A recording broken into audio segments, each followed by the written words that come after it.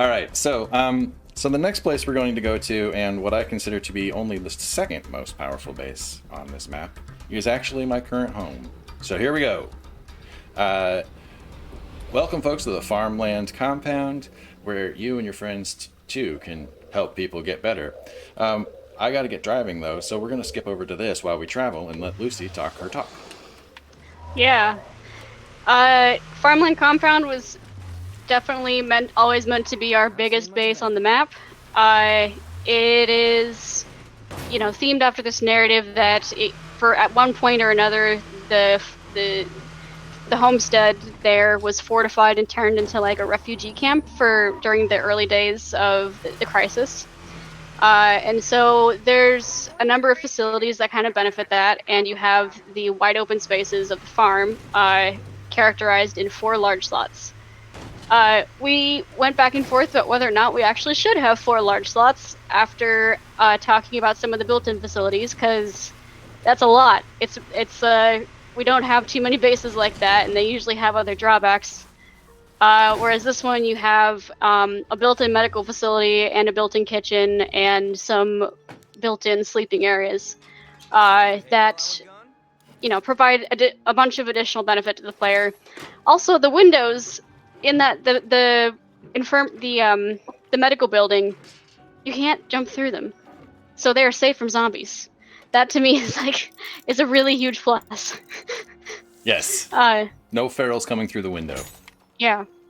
They have to use the doors like everyone else. Yep. Oh. Well, although I'm not sure if they use the doors just like everybody else, but they do use the doors. One note, art-wise, on this, the radio room, which is up in that tower in the center of it, is after our next update will be much larger. Oh, there's a feral sitting on my face. Okay, ouch. He ate my spleen. I'm watching Joe dispatch this feral. and then you got bored, I guess. Well, I didn't want you to take all the glory. No, all but the right now, occasionally you'll see an NPC sitting here by the signal booster running in circles.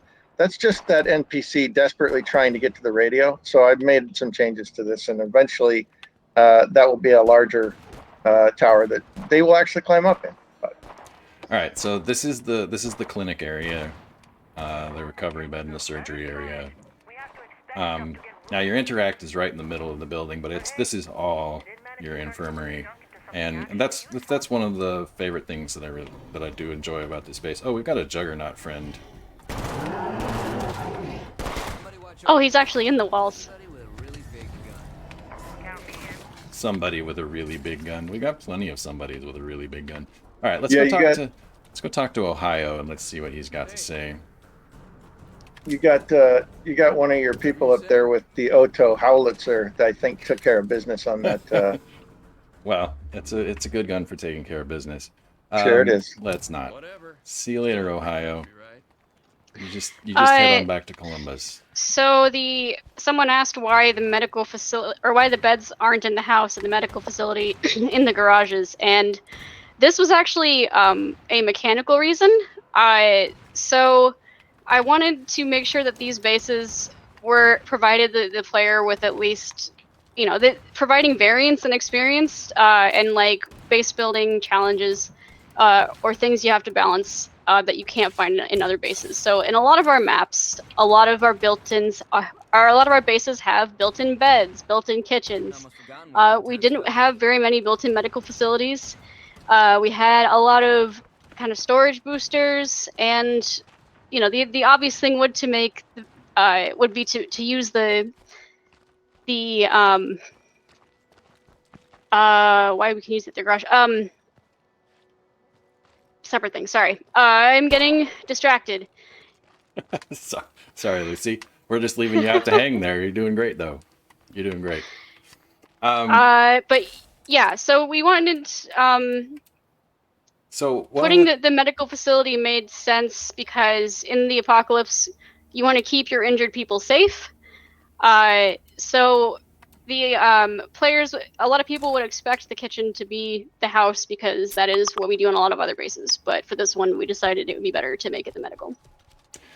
And so the beds are actually out here, right? Like this is the bunkhouse. Yes. Yeah, and so the bunkhouse is a huge thing. On a lot of ranches like this outdoors, they would have a bunkhouse like this, and so this totally makes sense from the idea that this is like the big ranch in the area. You've got the 4 large slots, which makes it on par, at least in terms of being able to play around with what you want to do within a base and how you want to play.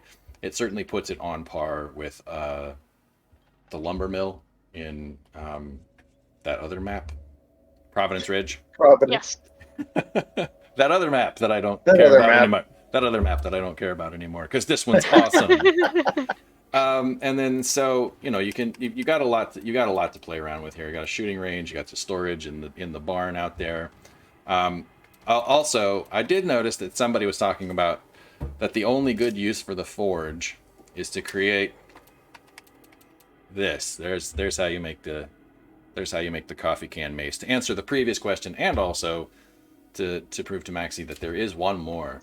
One thing that I have noticed, now I don't know if this was a change that you made to the forge or not, Lucy, so stop me if I'm wrong, but it seems to me that in converting materials to parts via the forge, this is actually better than the CNC mill, which used to be the most effective. Yes. I didn't make this change. My assumption is that because the forge is only unlocked by having, leveling up your skill to a certain point, right? Yep. So it's because you can loot CNC mills fairly easily. So it felt underclimactic, or anticlimactic rather, to have something you gain from leveling up a skill for so long be less powerful than the facility mod. I don't know who exactly made that change though. Yeah, I have to look into that. It's probably you or Brant, but whoever it was, they were really smart. But I did want to point that out, and especially on lethal, that efficiency to parts is pretty powerful.